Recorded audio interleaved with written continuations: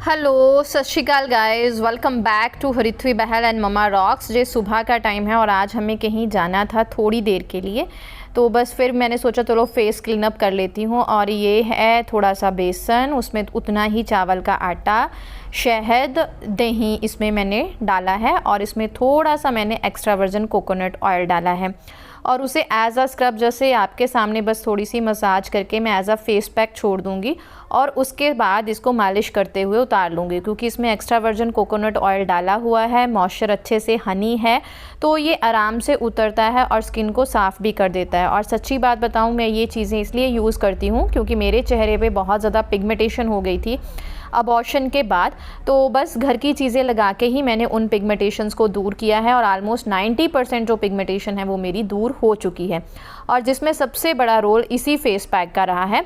Consistent रही हूँ इन चीज़ों को लेके, खाने पीने पे भी ध्यान दिया है, तबीयत जैसी भी थी लेकिन मैंने पिगमेंटेशन से फ़ाइट जो है वो भरपूर की है और उसे एज अ फेस पैक अब मैं छोड़ूंगी। और हम लोग निकल गए थे और मैं गाड़ी में सबसे पीछे बैठी थी क्योंकि मेरी तबीयत बहुत ख़राब थी। मुझे आजकल सच्ची में बताऊं तो डिप्रेशन की दवाई खा रही हूँ, दैट्स वाई मैं थोड़ा सबसे किनारा करके रखती हूँ क्योंकि थोड़ा सा फिर मुझे हो जाता है। मुझे कई लोगों ने क्वेश्चन भी किया कि इस बार मिस्टर बहल थोड़ा जल्दी आ गए, तो वो इसीलिए आ गए थे क्योंकि मुझे अपना ट्रीटमेंट जो है थोड़ा सा करवाना था, क्योंकि मैं बहुत टाइम से डिप्रेशन की मेडिसिन बिल्कुल नहीं खा रही थी। मैंने खुद ही अपने जैसे कहते हैं बहुत सारी चीज़ें खुद से करके ही डिप्रेशन से निजात पाई थी, लेकिन डिप्रेशन एक ऐसी बीमारी है जो कभी भी पूरी तरह से बिल्कुल भी ठीक नहीं होती। ये टाइम टू टाइम आपको स्ट्रोक कर देती है, दुखी कर देती है, तो टाइम टू टाइम जिस तरह का भी आपको इशू होता है आप उस तरह से इसे सॉल्व करने की ज़रूरत पड़ती है। और मेरा थोड़ा सा लेवल जो था इस बार ज़्यादा हो गया था, मुझे डिप्रेशन जो है वो पीक लेवल पे दोबारा से हो गया था, तो मैं डर गई थी कहीं दोबारा से स्टार्टिंग वहीं से ना हो जाए। वैसे तो ऑलमोस्ट वहीं पे पहुंच गई थी, तो मायके भी जा सकती थी, लेकिन हरिथ्वी को अभी छुट्टियाँ नहीं पड़ी और मिस्टर बहल ने बोला कि नहीं मैं छुट्टी लेके आ जाऊँगा।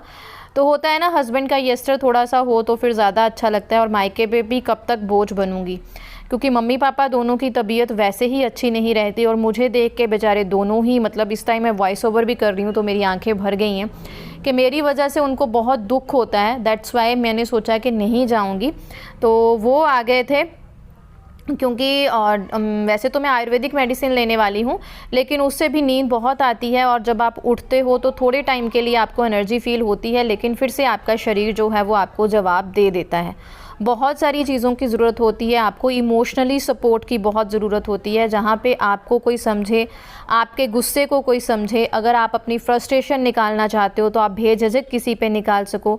आपका दिल कर रहा है गालियाँ निकालने का तो आप बेझिझक किसी को गालियाँ निकाल सको। मारने का दिल कर रहा है तो कहीं ना कहीं कुछ ना कुछ मार सको। आपको पता हो कि अगला बंदा आपको बिल्कुल भी गलत नहीं समझेगा। दैट्स वाई मिस्टर बहल ने बोला कि मैं आ जाऊँगा तो हम दवाई खाएंगे, इसीलिए गाइज़ वो जल्दी आए हैं। इसीलिए व्लॉग्स भी नहीं डाल रही, थोड़ा थोड़ा शूट करने की कोशिश करती हूँ, लेकिन पूरा दिन मतलब काम भी प्रॉपर मुझे खुद को अकेले ही करना है, हरिथ्वी को भी संभालना है, तो नहीं हो पा रहा। थोड़ा सा कोशिश करती हूँ लेकिन हो नहीं पाता। तो यहाँ पे साथ साथ कपड़े समेट रही थी और साथ साथ हरिथ्वी को पढ़ा भी रही थी, क्योंकि ये मेरा सबसे मेन होता है। शायद इसी वजह से मैं अपने आप को जो है वो चार्ज अप रखती हूँ, क्योंकि मैं हरिथ्वी की परवरिश में कहीं से भी कोई भी कमी नहीं आने देना चाहती। मैं नहीं चाहती कि वो मेरी बीमारी की वजह से कहीं से भी पीछे छूटे। अभी उसका रिज़ल्ट आया, उसका 100% रिज़ल्ट आया, उससे ज़्यादा मैं खुश थी। मुझे ये था कि मेरी वजह से मेरी बेटी पीछे ना रह जाए। और यहाँ पे आलू बैंगन बने थे डिनर में और मैंने हरिथ्वी को 2 चपातियों के सेंटर में आलू बैंगन रखा, एक चीज़ स्लाइस को मेल्ट कर दिया ताकि अगर बैंगन उसे प्रॉब्लम करे तो वो खा ले, क्योंकि बैंगन वो फर्स्ट टाइम खा रही है। और इस साथ साथ मेरा मेडिटेशन चार्जअप चल रहा था, ये गुरबानी शब्द, इससे मुझे बहुत संतुष्टि मिलती है जब मिस्टर बहल आसपास नहीं होते। तो अभी इस टाइम पे वो जिम पे थे तो मैं अपना शब्द कीर्तन लगा के किचन में काम कर रही थी। खाना वाना हमारा हो गया था, मिस्टर बहल आ चुके थे जिम से और यहाँ पे उनके लिए डिटॉक्स वाटर बन रहा है, क्योंकि उनकी भी बॉडी थोड़ी सी ऐसे वैसे हो गई है, थोड़ा सा फैट उनको लूज़ करना है अपना, क्योंकि बाहर आपको पता ही है ना, दुबई में काम करना नॉट ईजी जॉब और उनकी जॉब तो बहुत ही डिफ़िकल्ट है। और ऊपर से गर्मी है और ऊपर से बहुत सारी ऐसी चीज़ें होती हैं, हमारा खाना पीना ऐसा हो जाता है बाहर घर से कि हमारा वेट खुद ब खुद पुट ऑन होने लग जाता है, बहुत सारी बीमारियां भी आ जाती हैं। तो मैंने ये उनके लिए डिटॉक्स वाटर बनाया, खीरा, नींबू और पुदीना डाल के, ताकि उनका लीवर भी जो है वो डिटॉक्स हो सके, क्योंकि उन्हें एक बार जॉन्डिस हो गया था। तो उसके बाद से मैं बहुत डर गई हूँ। तो मैं जब भी वो घर आते हैं उनकी डाइट इस तरह से रखती हूँ कि उनका लीवर एटलीस्ट यहाँ पे जब वो हैं उनका लीवर डिटॉक्स हो सके, है ना। वैसे तो मैंने उनको बुलाया था या वो आए थे मेरा इलाज करवाने के लिए, लेकिन हस्बैंड के आने से ज़िम्मेदारियाँ बहुत बढ़ जाती हैं, काम बढ़ जाते हैं। खुशियाँ तो हमें मिलती हैं, हमें एक पार्टनर मिलता है। और यहाँ पे मिस्टर बहल लेके आए थे बहुत सारी सब्जियाँ, फ्रूट्स मेरे लिए, मेरा भी वो प्रॉपर ध्यान रख रहे हैं, मैं भी उनका प्रॉपर ध्यान रख रही हूँ। इसी तरह होता है ना, पार्टनर एक ही दूसरे के लिए होते हैं। तो यहाँ पे मैं आपके साथ शेयर कर रही हूँ ये कैल्शियम प्लस D3 सेशे। अगर आपको कोई भी प्रॉब्लम है, लेडीज़ को जॉइंट की प्रॉब्लम है, कुछ भी प्रॉब्लम है, तो अपना D3 ज़रूर चेक कराएं, अपना कैल्शियम ज़रूर चेक कराएं। आपको फीवरिश फील होती है, बॉडी गर्म फील होती है, तो अपने D3 पर ज़रूर ध्यान दें। चलो ये तो मुझे पता है, क्योंकि मेरा अबॉर्शन हुआ था तो डॉक्टर ने सुजेस्ट किया है मुझे किस तरह से D3 और कैल्शियम लेना है, तो आप लोग भी ध्यान रखें। तो बस यहाँ पे हमारा जनरल कन्वर्सेशन चल रहा था एक दूसरे के साथ। मैं फिर बहुत बोलती हूँ, जब ये आते हैं ना तो मेरी पट पट पट पट चली रहती है। तो उसके बाद बस सारा काम ख़त्म किया। इनका डाइट का अभी था, इनकी डाइट अलग से इनको मिलेगी। तो यहाँ पे जो भी ये सब्जियाँ लेके आए थे मैंने उनको लगाना शुरू कर दिया। मुझे पता है मैं बहुत टाइम बाद आपके साथ ब्लॉग शेयर कर रही हूँ, लेकिन क्या करूँ, अपनी सेहत को भी देखना है, कितना एक पुश करूँगी। वैसे तो मैं पुश कर ही रही हूँ, डेली जो भी मेरा रूटीन है मैं उसी तरह से फॉलो कर रही हूँ, अपने काम खुद कर रही हूँ। और इस चीज़ के लिए मैं अपने आप को भगवान का शुक्रिया करती हूँ कि भगवान इतने बुरे हालातों में भी मेरी बॉडी चलाए जा रहा है। कुछ अपनों का प्यार है, कुछ अपनों की दी हुई ऐसी चोटें हैं जो मुझे खड़े रखी हुई हैं, जिन्होंने मेरे अंदर ये लेवल ला दिया है कि मुझे सब कुछ करना है। बस इसी तरह ज़िंदगी चलती है और मैं आपके साथ शेयर करूँगी, बस अपनी ज़िंदगी से हारे नहीं। ज़िंदगी आपको जो भी प्रॉब्लम देती है उसको फेस करें, और मैं भी इसी तरह से करती हूँ। बस जो मेरी ज़िम्मेदारी बढ़ती है उसी अनुसार मैं अपना रूटीन चेंज करती हूँ, थोड़ा सा अपनी स्पीड को फास्ट करती हूँ। जब मुझे रेस्ट की ज़रूरत है तो ज्योति के आश्रय में थोड़ी सी रेस्ट शॉप पे कर ही लेती हूँ।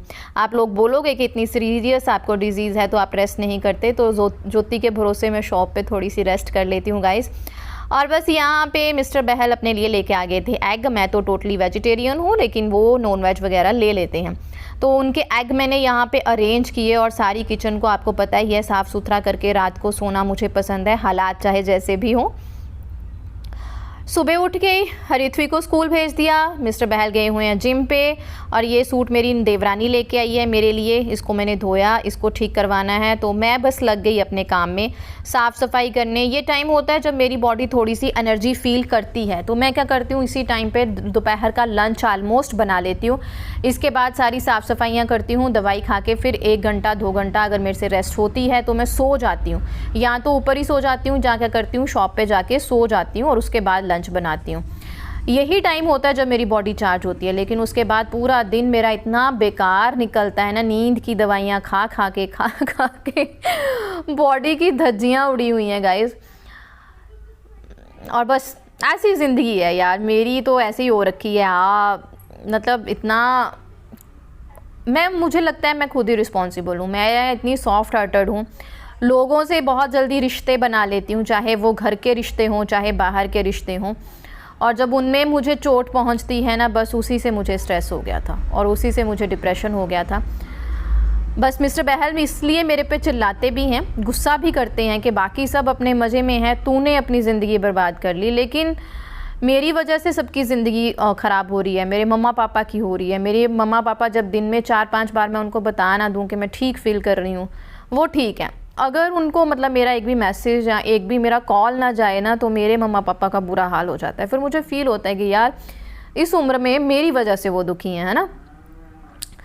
तो यहाँ पे मैं फटाफट कपड़े समेट रही थी, क्योंकि कपड़े साथ साथ समेट हो जाएं तो अच्छा है, एक बार जुड़ जाएं तो फिर बहुत प्रॉब्लम हो जाती है, फिर ना उनको चीज़ों को हैंडल करना मुश्किल हो जाता है।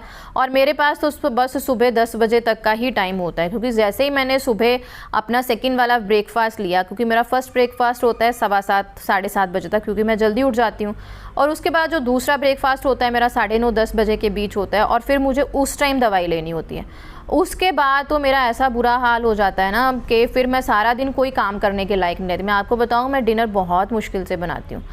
एक दिन तो मैंने लंच उठ के इतनी मुश्किल से बनाया कि 4 चपातियाँ बनाने के लिए मैंने 20 मिनट लगाए। लगता है ये ब्लॉग जो है ना वो मेरा रोंदू सा ही हो रहा है, लेकिन फिर भी मैं आपके साथ शेयर कर रही हूँ कि हिम्मत मत हारो। ये कि देखिए, मुझे पता है मेरी बॉडी 10 बजे तक चार्ज अप रहेगी, तो मैंने इस चार्ज अप का फुल फ़ायदा उठाया और 10 बजे तक मैंने अपने सारे काम ख़त्म कर लेती हूँ। कोई भी ऐसी चीज़ नहीं है जिसे छोड़ती हूँ, डस्टिंग हो कुछ भी हो सबको मैंने अरेंज करना ही करना है। चाहे इन सब चीज़ों के लिए मिस्टर बहल मुझे बहुत डांटते हैं, कहते हैं एक दिन तू डस्टिंग नहीं करेगी तो क्या हो जाएगा, कुछ नहीं होगा, सारा दिन तो तू नीचे ही रहती है, क्यों इतना झाड़ू पोछा रगड़ती रहती है। पर यार तसल्ली है ना, हम लोगों का घर अच्छा ना हो, मुझे नहीं अच्छा लगता कि हमारा घर साफ़ सुथरा नहीं है। मुझे साफ़ सुथरा घर पसंद है, साफ़ सुथरी चीज़ें होनी चाहिए, हर चीज़ मैनेज होनी चाहिए, बस इसी तरह से लाइफ चलती रहती है ना।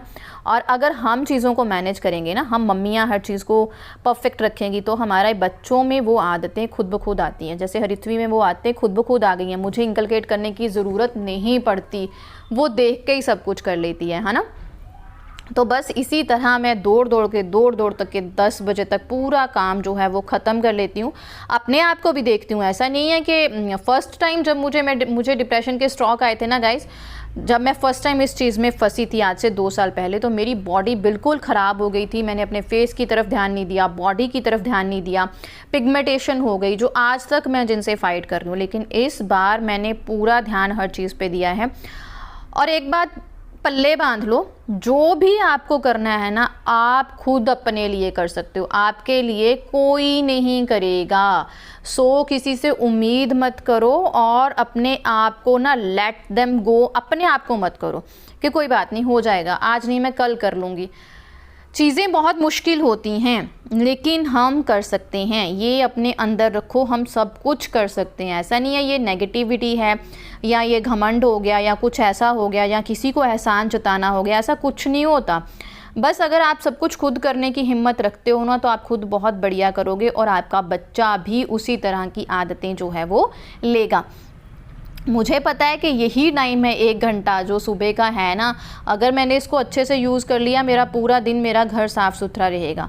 अगर मैंने इसको वेस्ट कर दिया तो पूरा दिन ज्योति बेचारी अकेली क्या क्या करेगी, और मैं उसको बोलती भी नहीं हूँ, क्योंकि बहुत सारे ऐसे दिन भर काम होते हैं जो सिर्फ ज्योति देखती है और मैं आराम से शॉप पे बैठती हूँ, क्योंकि बार बार घर आना, शॉप पे जाना मेरे से पॉसिबल नहीं हो पाता, दैट्स वाई।